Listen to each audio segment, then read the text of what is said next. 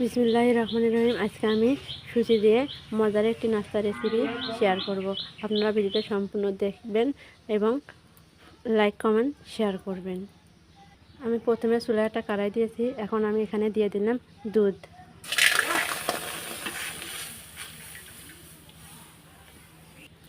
দুধটা আমি 2-3 মিনিট জাল করে নেব।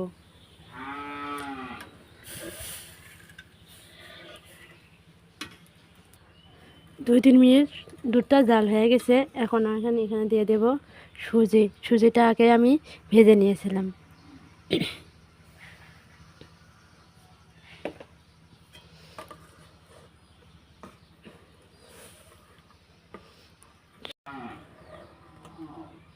সুজিটা ভালোভাবে আমি শুকনা করে নেব। দেখতে পাচ্ছেন এখন হয়ে যাচ্ছে। দেখতে পাচ্ছেন এখন এটা হয়ে গেছে। এখন এটা আমি নেমে নেব। দেখতে পাচ্ছেন এখন সুজিটা ভালোভাবে শক্ত হয়ে গেছে।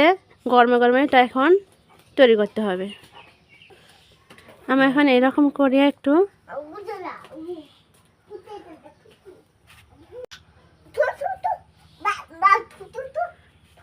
এরকম সাইজ করিয়ে এখন এটা আমি নকশা কেটে নেব।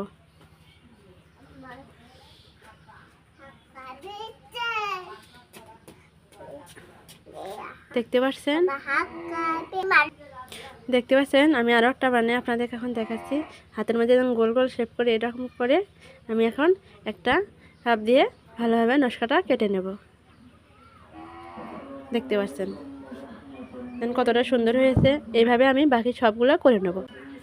দেখতে পাচ্ছেন সবগুলো এখন আমার তৈরি হয়ে গেছে। কতটা সুন্দর হয়েছে। এখন আমি এটা ভেজে নেব। এখন আমি চুলায় কড়াই দিয়েছি। এখন আমি এটা ভেজে নেব। অল্প পরিমাণ তেল দিয়ে দিলাম। নাস্তাগুলো আমি এখন তেলে ভেজে নেব।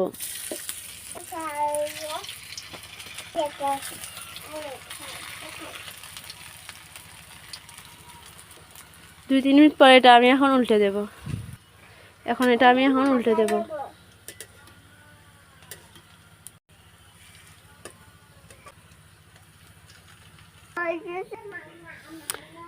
আমার এখন এটা ভাজা হয়ে গেছে। আমি এখন এটা উঠে নেব। দেখতে পাচ্ছেন লাল লাল করে আমি ভেজে নিয়েছি।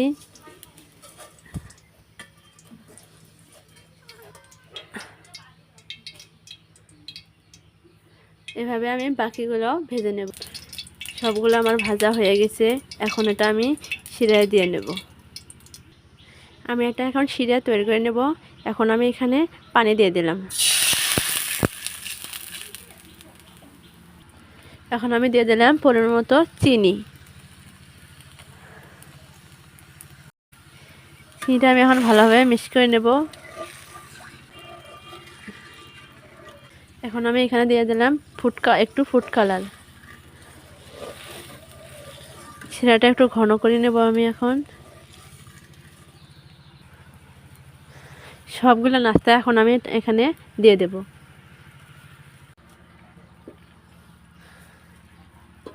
এখন আমি এখানে 30 মিনিটের জন্য এটা ঢেকে রাখলাম। আমি এখন 30 মিনিট পর আবার এখন ঢাকনাটা উঠে দিলাম। দেখতে পাচ্ছেন নাস্তাটা কতটা রসালো হয়েছে। এখন এটা আমি উঠে নেব।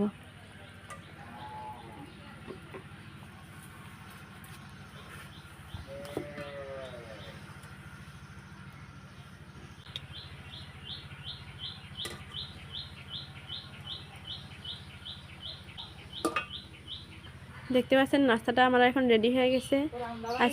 আজকের ভিডিও এখানে শেষ। দেখা হবে অন্য কোনো রেসিপিতে। ধন্যবাদ। সবাই ভালো থাকবেন।